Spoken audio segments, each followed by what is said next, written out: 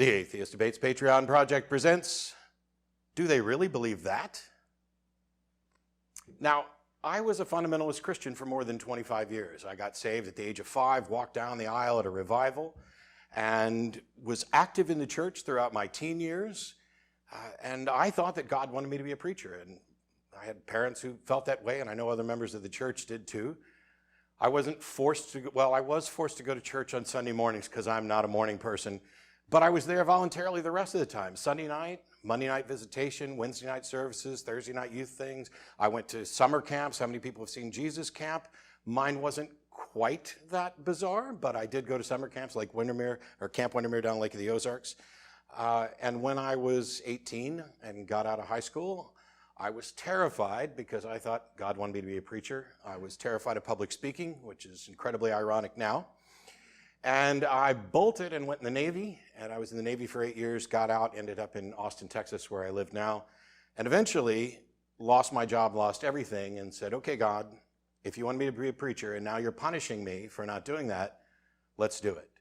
And I spent more than 1.5 years in study and prayer in the hopes of becoming a preacher. Now, you don't have to go to seminary to be a Baptist preacher. You don't even really have to know that much about anything. You just have to be able to convince people that God chose you to be their preacher. That's how it works. So I looked back on my life and I thought about what I believed. Now, it's often easy for me to put on my Christian hat. I've argued both sides. I will continue to probably argue both sides. I argue the non-religious side most often because I don't want to benefit the religious side.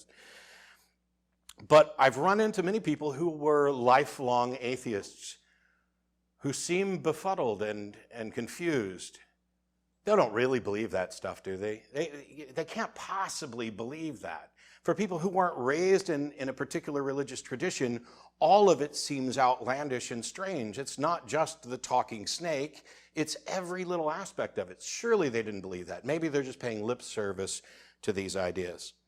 And when I look back at what I believed, I have to say, I don't know.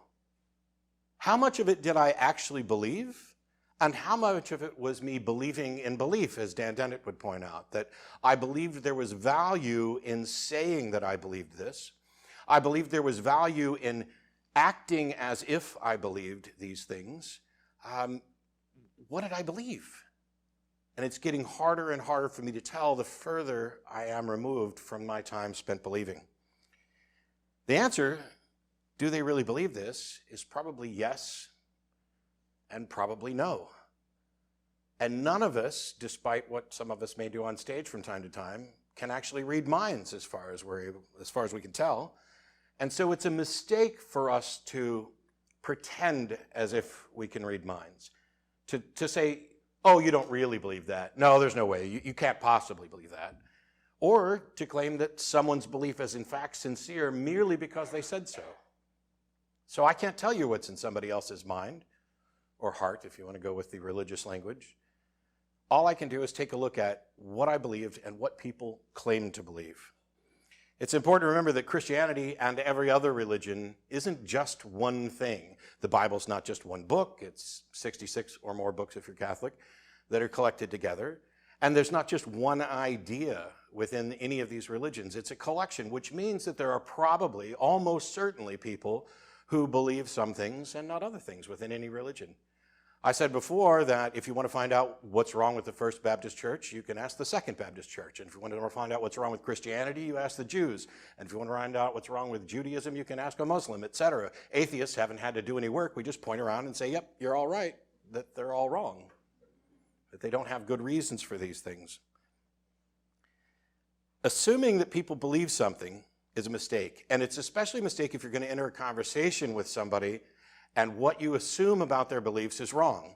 One of the biggest mistakes you can make is saddling a Protestant with Catholic beliefs.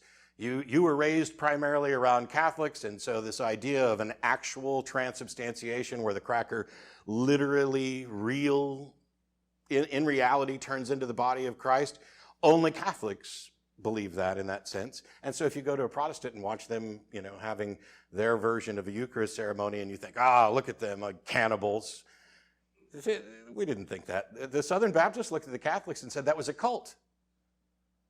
They're the cult of Marian saints. They don't have a real religion. They've had this poisoned and polluted by the church. And this, as a Southern Baptist, I was taught this, and we don't have the same ideas. Well, if I can't just assume what you think, what should I do? Hey, I could ask you what you think. And now, while I can't get to what you actually think, I can at least address what you claim to think. So looking at the Genesis account of the universe, that can lead to a lot of different conclusions. The more literalist view, the more fundamentalist view, might lead to a young Earth interpretation where the Earth is somewhere between 6,000 and 10,000 years old. And we know that that's not the case, and so it seems bizarre, and it seems like a point that's very easy to attack. But it can also lead to the day-age creationists, the people who think that when the Bible says a day, it didn't mean a 24-hour day, it meant some undefined time span. That God did this, and it took some amount of time that we called a day. And it can lead to a mix of those because it's not clear. Is the Bible, is Genesis, is this story about our origins, is this man's attempt to describe an origin that they believe is something that comes from a God? Is it inspired by a God? Is it actually written by a God, as I heard one preacher say recently? That, no, the King James Bible, actually written by God. I don't think that is as accurate. I'm pretty sure that you've taken literal just a little too literally.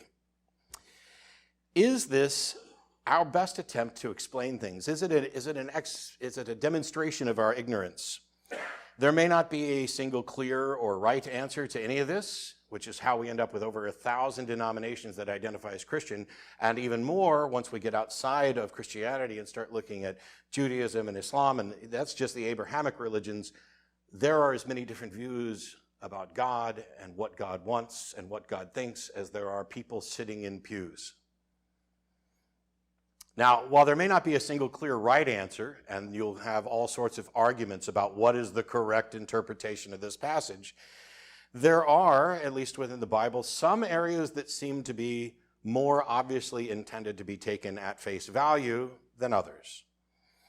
And if you interpret the Genesis story as a story of Satan creating the world, you've got a lot of work to do to convince anybody that you're actually right. You're too far afield of what it says. While there may be room to move around in there and say, well, maybe this wasn't about God actually forming Adam out of some dirt. Maybe this is ancient man's metaphor for from the earth, God brought forth and breathed life into Adam. Some passages, thou shalt not kill, probably intended to be viewed at face value. And so you can use that as an opportunity to say, why isn't thou shalt not suffer a witch to live still viewed in the same frame as thou shalt not kill? They sound very much the same, and they both give the impression that these are instructions for what you shouldn't do. Hey, you shouldn't kill people unless they're witches. That seems kind of straightforward, and yet almost nobody is running around killing witches, at least not in the United States. So if we have some passages that are literal or read at face value and others that are metaphoric and everybody can just make up their own justification, then what do we know about what people believe? I think the only thing that demonstrates is that people believe that they can make this say whatever they want. Advocates for a particular position, literal or otherwise, actually need to be made to clearly state what it is they believe and then offer the justification for it. Oh, you think there was a talking snake? That's interesting. Can you tell me why you think that's the case? Most of the time, you're going to find that the answer is because that's what the Bible says, or that's what my holy book says, or because that's what God has revealed to me. But what did I believe about Genesis? I don't know. I'm not sure, because I remember being okay with the idea of evolution, even though I probably thought God interacted in the process in some fuzzy way. I'm not even sure I had any more of a good understanding of evolution at that time than I did about God's potential interactions with it. But what I would take away from Genesis wasn't there was a man and a woman, and God created them, and there was a talking snake in the 6 days of creation, and this all needs to be taken literally. I think, despite being a fundamentalist Southern Baptist, I probably most of the time view Genesis as, hey, what's the important message to take away from this? God created a world, we messed it up, now we're going to pay for it. That's the important message. And the facts within Genesis don't make much difference to that message, whether it's a metaphor for our corruption or it's an actual literal description of what happened, doesn't change the takeaway. This is one of the best functions that religions have exploited. You need to have claims that are ambiguous enough that they can be interpreted in different ways so that they are potentially unfalsifiable. There's no way to show that they're wrong. The more specific you get, Thor hurls lightning bolts, or Zeus does. Zeus hurls lightning bolts. The more specific you get, the more easy it becomes to show that you're probably not correct. However God did it, and that was good enough for me. That was the bumper sticker. God said it, I believe it, that's good enough for me. Or, God did it, that's good enough for me. But my view of Genesis was probably muddled, and it definitely changed over time. And I clearly never had a good reason to believe, and yet I was always convinced with each new version of the Genesis story in my head that I did have a good reason to believe. Well, what other beliefs from my past seem strange? Talking snakes? That's not good enough. Let's have talking donkeys. That's in there. Jonah and the great fish. Don't call it a whale. They'll correct you. So just get used to saying great fish right off the bat. It says great fish, not a whale. And then when you point out that you knew that it was a great fish and that it wasn't a whale, that it was just a great fish, you can then ask them, what difference does it make if it was a whale or a great fish? We're talking about a man who lived inside of one for a while. If you're going to nitpick over whether or not I call it a whale, by the way, whale would seem more reasonable. I mean, there's got to be room to move around in there, hopefully. What about the plagues? Does any of that make sense? Rivers of blood, let's kill the firstborn, locusts. Are these, real things that happened? We know that the Exodus almost certainly didn't happen. The archaeological evidence demonstrates that there's nothing to support the idea that Jews were held captive, certainly not in the numbers that the Bible supports. By the way, if you lined everybody up who was supposedly escaping Egypt and had them hand to hand, they would stretch from where they were supposedly imprisoned all the way to where they ended up, which makes you wonder why they had to wander around for 40 years when they could have just formed a line and passed everything down. Instead of walking many abreast, did a sea actually part and they walked on dry land? Do you believe that? I don't know. Something like that. I believe something like that. What about Noah? Was the whole earth flooded or was it just a local flood? Well, it depends on which Christian you talk to. There are plenty who say, no, it's not a global flood. It's just a local flood. Well, if that's the case, please explain the rest of your theology, because your book's purpose for the flood was to purge the entire world of the sinful and save this family of 8 to be God's new representatives. A drunk who cursed one of his sons to be the offspring of his sons to be slaves of his other sons. A drunk guy was the best person God could find to build a boat, put all the animals on it, and save humanity. The world must have been pretty crappy. I mean, I don't want to fault Noah for his substance addiction, but I mean, by and large, if that's the absolute best you can do, and he supposedly successfully built this boat, it all makes sense. Well, the Bible doesn't say it was kinds. It was kinds of animals. So maybe there was like one canine kind that, spawned all of the dogs since then? So what you believe is you say evolution's wrong, but you're okay with really, really fast evolution. Like we only needed a handful of animals on the boat. Well, if God can do the other stuff, then he can magic the animals. And that's the key. Once you begin with the idea that there is a God who can do anything, it's laughably easy to then accept that there's a talking snake, that we got a bunch of animals on a boat, that we flooded the entire earth, even though that doesn't seem possible. That a few generations after this global flood, there's a whole bunch of people who are building a tower You have a civilization that has managed to go from 8 people to enough people to build a city who feel the need to build a tower so that they're never parted. And they focus all their energy on that. By the way, I've spoken before about how that's a great story of how God hates humanists. Because if you actually read what the text says, it doesn't say that they were being punished for their vanity or their attempt to build a tower to heaven. It said, hey, let's build this tower so that we can communicate and so that we can be one community. And God basically looked down and said, no, we can't have that. If we allow you to be one community, there is nothing you won't be able to achieve. So let's mess up your languages and send you scattering to the winds. God hates cooperation, which is pretty telling because that sounds like a really good idea to me. Hey, let's get together as one community. Let's unite. There's nothing we can't accomplish. And God says, yep, you're right. There's nothing you can't accomplish. So let's put an end to that. Did I believe that God came down and wrestled people? I don't know. Did I think that you could change the genetic structure of sheep depending on what sticks they were looking at when they were mating or what you happened to brush them with so that you could end up with striped sheep? This is one of the things that basically convinced my wife at a very young age that Christianity couldn't possibly be true because she loved genetics and she loves Punnett squares. She's a microbiologist now. And when she read that passage, she was like, that's bullshit. It just doesn't work like that.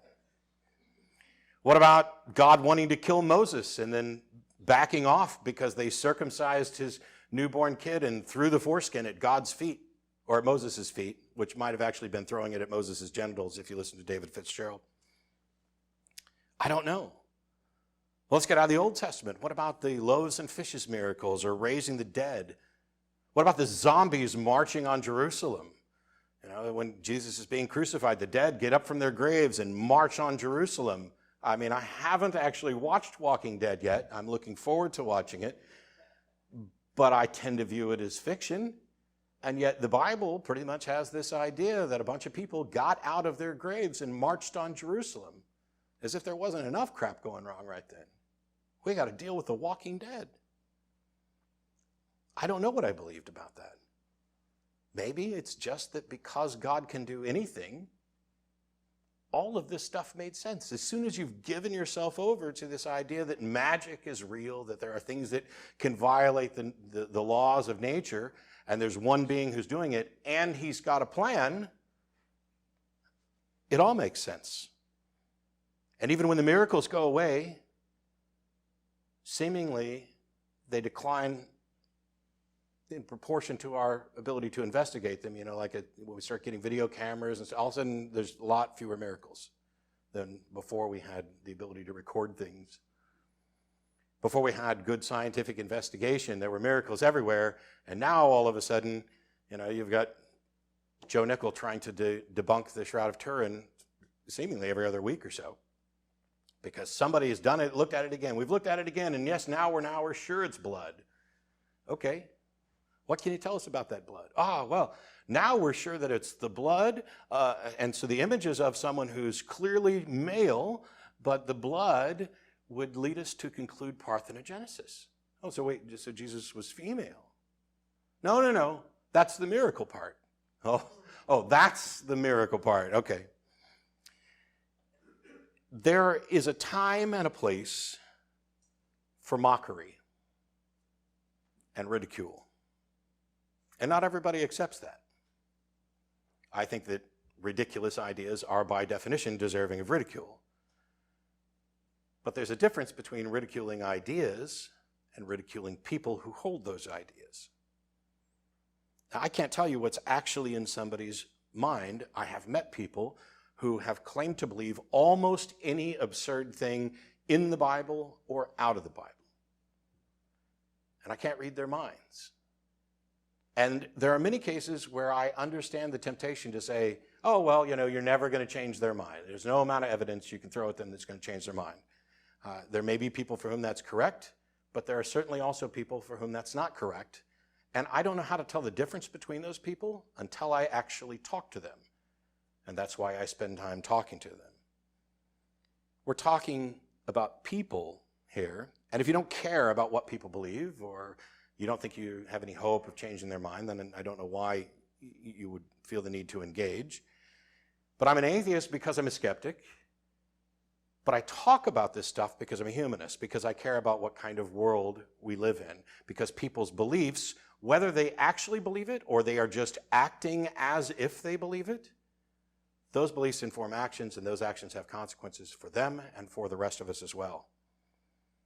So when we're engaging on these topics, can we just point out the flaws? Can we just say, you know, the earth can't be 10,000 years old, and here's the evidence for it? Absolutely, you can do that. How effective is it? I don't know. Sometimes it's probably really effective.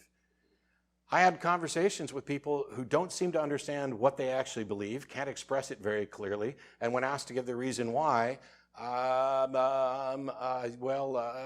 you don't get much. And in those cases, if you can provide actual evidence, if you can actually falsify their position, by all means do it. But it may not be all you need to do, because you don't know if they consider their holy book to be the literal word of God or the inspired word of God. How perfect do they consider the Bible? Not everybody thinks the Bible is perfect. I remember Ray Comfort called into the show one time, and I challenged him on the slavery issue, and he said, well, I don't believe everything in the Bible.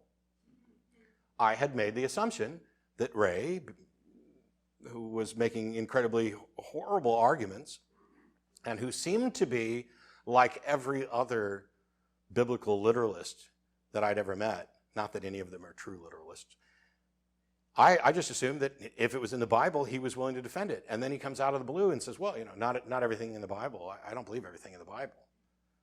Which is great to know. And I wish I'd have known before I brought that up, because that allows me to ask the question, hey, Ray, how do you tell which parts of the Bible you should believe and which parts you shouldn't? That's the best question you can ask. It's the reason there are over 1,000 denominations that all identify as Christian and all point to the Bible. You can't assume that because Joe is a Christian, that Joe believes everything every other Christian you've met believes. Yes, they probably believe in a God. Believe it or not, I've run across some people who identify as Christian who don't believe that a God exists. I have met ministers at Methodist churches who are open atheists. I'm still working on that one. I'm trying to sort through how that works.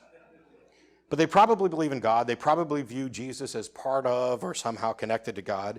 And they probably believe that we are sinners in need of salvation. But that doesn't mean that they buy into these sinners in the hands of an angry God mentality. There was someone who called the show last week who seemed confused as to why I would object to the Bible. And it came out very quickly that he hadn't actually read the Bible. Oh, well, he'd read parts of it.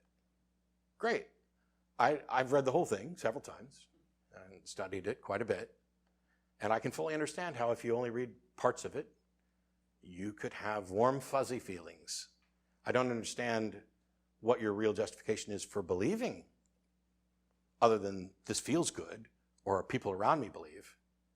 And so we started going through. We talked about, well, you know, if you think the Bible is a good moral book, why does it support slavery? The Bible doesn't support, yes, it does. Exodus 21, you should go read it. And he added that to his homework list of things to go read. We talked about how the Bible forces a rapist to marry his rape victim and pay the shekels, and that he can't ever divorce her. And he was dumbfounded that this was in the Bible. And I asked him, I'm like, how can you possibly be advocating for the Bible as a good book when you haven't read it? Well, it's not just one book, it's 66 books. Yeah, it is. Please point to the ones that you think are good, and if I agree with you that the content is good, then we're in agreement. Keep the good wherever you find it. There are good things in the Bible. There are good things in almost any book. I don't know for sure, but I would imagine there's probably a sentence in Mein Kampf I agree with. Maybe. What Christianity is today is not what it was 50 years ago or 100 years ago or 500 years ago. It's not what it was 2,000 years ago. And it's more wide-ranging in the collection of beliefs that you're going to find with anybody you interact with. There are people out there who believe almost anything, it seems. And everybody in this room is one of those people. I don't mean that we are all extremely gullible so that everything that, we could potentially believe everything that we hear. It's just that there's none of us who are perfectly rational. We're all going to have some belief that we got wrong, that we hold for bad reasons. And recognizing that we do this and that, hey, this belief might not be as bad as this other belief, it's a good thing, but it's also deceptive.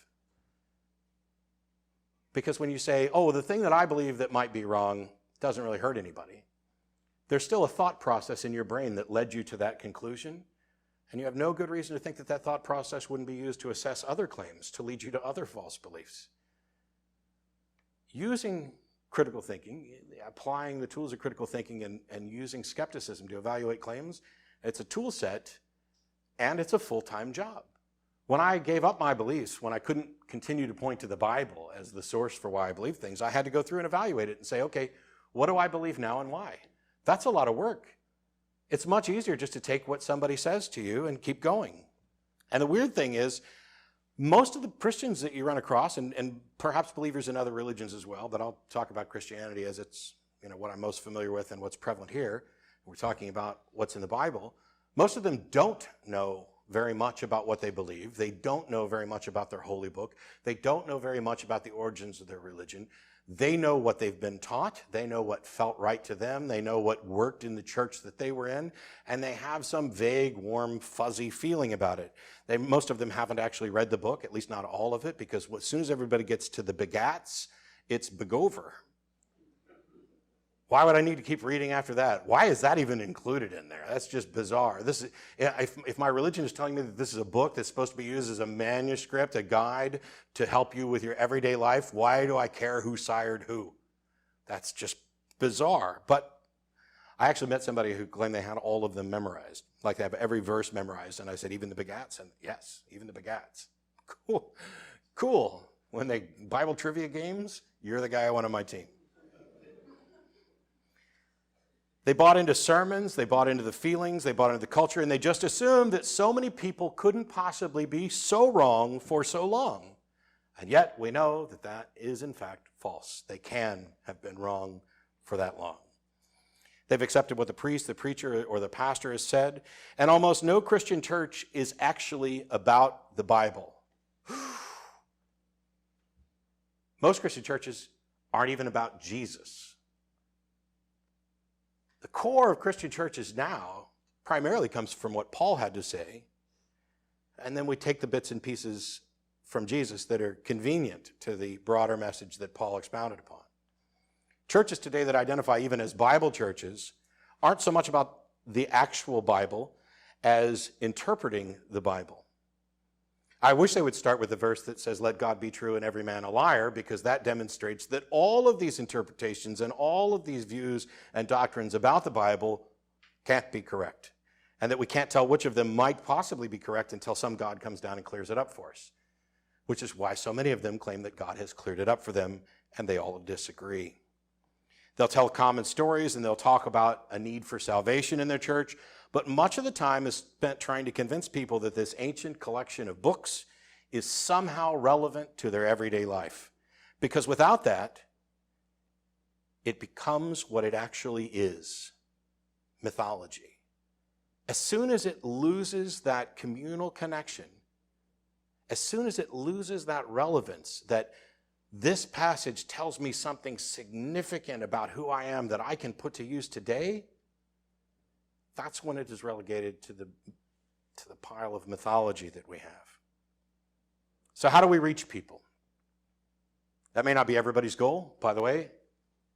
Have whatever goal you want.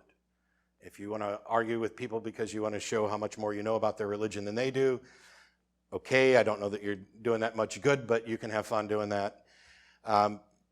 I do what I do because I care about what kind of world we live in. It's derived from my humanism, as I mentioned. So when I talk about how to reach people, one of the best tools is to ask them what they believe and why. And the why is the most important part. And when I ask questions and I'm trying to engage with someone, I'm actually interested in their answer. I'm not just waiting for my turn to speak. I'm not just, oh, they said Genesis. Let me boot up the Matt memory on Genesis so that I can point to, oh, you believe in talking snakes. I want to know, what do you believe and why? Now, I may lose my patience very quickly because it may become clear that I'm talking to someone who doesn't really know. And the best thing I can do at that point is say, look, you don't seem to really have a good understanding of what you believe or why. Why don't you go think about it and get back to me? Now, this is the thing. People have said, oh, you're just like the fundamentalists that you argue against. No, I don't make outgoing calls on the show. I don't go door to door. I engage with the people who want to engage. And this brings up another distinction when you're interacting with people. Things are fundamentally different when you're interacting one-on-one with someone than when you have an audience. Now, I prefer an audience. I'd love to reach as many people as possible. And when I'm having a public debate at a university or when I'm on the phone with someone at the TV show, I'm not necessarily trying to convince them. I'm trying to convince the people that are watching, because we know enough about people watching that if the person they agree with is embarrassing themselves, if they are looking foolish, if they are doing a poor job of defending it, the person who shares those beliefs feels that pain, but they don't suffer from the disadvantage of having been the actual one who was publicly embarrassed. And that allows them the opportunity, if they want to take it, to rethink why they believe. Hey, how would I have argued this better? Have a goal in having the conversation. Realize that you're not going to change anybody's mind right away, most of the time. If your goal is something that is worthy, that'll be obvious. I can tell you, if you come up against a believer, and like I was saying earlier, if you use Catholic ideas when you're arguing with a Protestant, they get to disregard everything you say because you don't know what you're talking about. They shouldn't, because you can be wrong about that one thing and right about everything else, but they get to do that. That's the defense mechanisms that we all have and religions exploit, is that guy doesn't know what he's talking about. Oh, she just wants to sin. She just wants to do this. He just wants to do that. They have some motive, and we use that, and religious people use it as an excuse to ignore the substantive things that they've been challenged on. Now, the guy who called in last week, who decided to go do his homework, I have no idea what will happen to him. I don't know what was actually in his mind, and he had a difficult time expressing it. I'd be happy to take another call from him. I'd love to hear what happened. I'd like to hear, hey, I went off and researched this Bible thing, and here's the answer that you seem to have overlooked and why I still believe, because that allows us to move the conversation on a step further. Because Christian apologetics exists to explain away, or attempt to explain away, all of the objections that we launch on a regular basis to their doctrines, to the theology, and to what's in their holy book. But in the end, what he actually believed wasn't as important as why he believed it. And when the foundations crumble for why you believe something, those beliefs go away. You can struggle, and you can watch people actually do this. I love watching people think, and I love making people think, which is why I love doing the show. You can hear those pauses, and I can almost picture a work crew in somebody's head saying, oh my gosh, the bridge is about to fall. Let's start propping it up here. What can we use? Grab anything you've got. Let's throw everything at it and try and keep this thing stable. And I just kind of sit back and go, that's about to fall over. You don't have enough braces to put that up. And when the bridge crumbles, there are people who are going to sit there and say, nope, the bridge is still there. Yes, the emperor definitely has clothes on. And maybe you can't reach them. But maybe somebody else can. Because I have this idea that, for example, the first time you hear an idea expressed that seems foreign and strange, you're probably, if you're skeptical, if you've been burned by bad ideas in the past, you probably have a wall up. Nope, that idea, that's too weird, too strange. And then the second time you hear it, it's like, wow, that's weird, because this other person had said that thing. Maybe there's something there, but no. And then the third time you hear it, now all of a sudden you're spotting a trend. It takes 3 to get us to a trend. That's why 3 on a match is considered bad luck. The first one, hey, there was something over there. Second one, oh, I think it's right about there. The third one, yep, boom, you're dead. That's a war example, which might have flown over some people's heads. I should have been more clear. But if you're going to interact with one person, please, I hope, you're doing it because you care about what they think. And you're free to say, you know what, I I'm not trying to insult you, but when I ask you if you really believe this, it's because in my head, it just seems so outlandish. And when I've heard Christians in the past talk about feeding the masses with 5 loaves and fishes, I just always assumed that they kind of went, yeah, we believe that. But you actually believe it, and I'd like to know why. What is it about it? Because you can't read minds. But what's in people's minds matters. So the only way to get to it is to talk to them and ask questions. And if your goal is to just make them look foolish, well, congratulations, there's plenty of space for you on the internet. Happens all the time. Oh, the religiotards. That language drives me nuts. Now, yes, some people really do believe all the things that we find ridiculous. And there are people in this room who believe things that somebody else in this room finds ridiculous. That is something that I keep in my mind when I'm hearing from the guy who's had visitations from aliens for most of his life, as I heard just a few weeks ago on the show. And I keep that in mind when somebody's talking about how Jesus helped them find their car keys, or how they cured their mom's cancer, or how they just feel it. Because beliefs matter, but I don't have access to them. All I have access to is what people say they believe. And if I can show that what they say they believe is in conflict with what they do, if they're acting in a way that is clearly in conflict with what they say they believe, that causes a disconnect in their head that allows them to go back and say, wait a minute, do I actually believe this, or am I just kind of acting as if I believe it? Or maybe I wasn't even acting as if I believe it. Maybe I just said I believed it, and I wasn't really sure about it.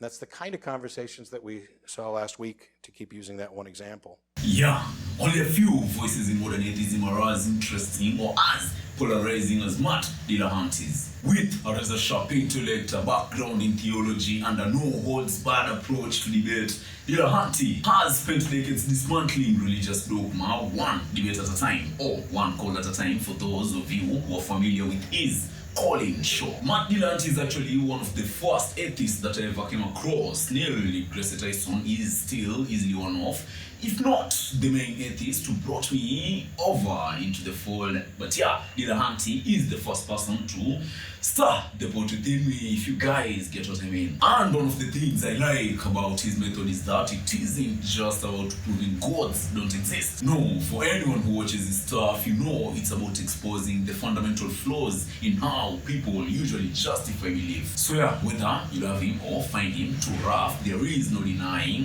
his impact. His legacy isn't just in the arguments he's won, but in the way he forces people to think. Both atheists and believers alike. So with that in mind, now let's talk about his background a little bit. Dillahunty's journey into atheism wasn't really academic, it was actually personal, if anything. Raised in a devout Baptist family, he once actually aspired to be a preacher. Yeah, crazy one. But luckily, when he actually studied the Bible critically, the contradictions, moral atrocities, and lack of evidence shattered his faith the same way I believe it did for most of us. That isn't 100% honest actually. I did read the Bible page to page on time when I was in high school, but I weirdly didn't notice anything wrong with it. I'm actually still trying to figure out how the Bible was able to achieve that, man. Because if I read a book detailing atrocities such as those found within the Bible, I'd 100% believe that the group behind these actions was the evil one if I read such a book today. But somehow the Bible convinced me otherwise. Which is crazy, man. I think it's a testament to how people will justify any atrocity if they believe that it's being perpetrated by the people from the side they claim to support. Yeah, anyway, back to Matt Dillahunty. Yeah, he was raised in a devout Baptist family, and I believe this background gives him a unique edge in debates. He knows the scripture better than most believers in debates, and unlike most atheists today who usually come from secular upbringings, Dillahunty understands the emotional grip of religion, and it's hard to deny that is why his critiques usually cut so deep for believers. Now let's touch a little bit on his debating style, which is actually one of my favorites. The first thing that I think sets Dillahunty apart is his merciless focus on epistemology, the study of how we know what we know. His central thesis is usually simple: if your best reason for believing something is faith, then you have no good reason to believe it. Faith, he argues, is an excuse people usually use when they lack evidence. Which, I don't know about you, but I think it's perfect, right, man? But weirdly enough, the argument isn't usually enough to change most people's minds.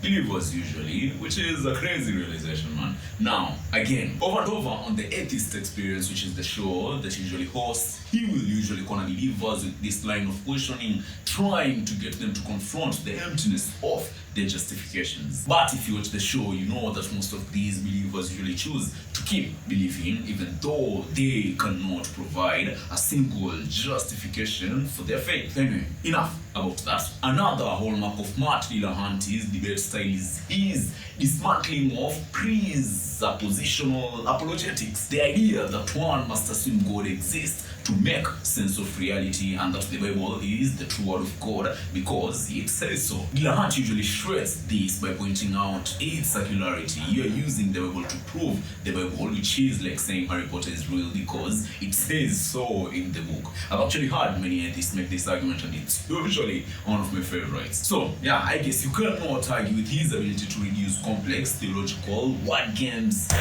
to mere absurdity, man. So with that in mind, now I understand that Matt Dillahunty's aggressive style isn't for everyone. Critics usually accuse him of being needlessly harsh, especially with emotional or less articulate listeners. But his defenders, on the other hand, argue that dogma should be attacked fiercely. After all, bad ideas deserve no automatic respect.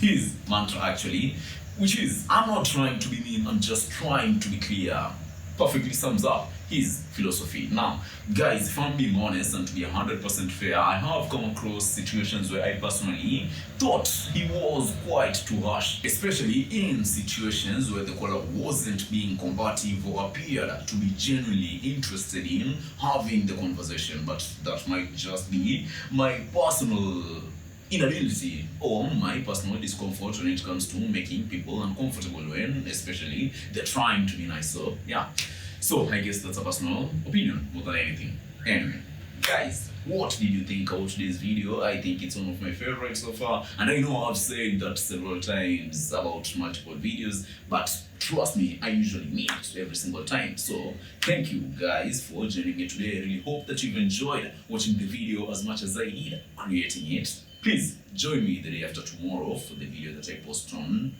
Monday, I believe. No, that's not the day after tomorrow, it's and thank you for joining me. Stay safe, man. I hope you really enjoy your weekend, and if you're watching this on a weekday, I really hope you enjoy the remainder of the week as well.